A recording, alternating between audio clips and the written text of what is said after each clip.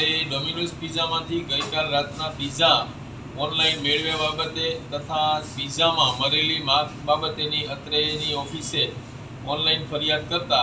જામનગર મહાનગરપાલિકાની ફૂડ વિભાગ દ્વારા અત્રે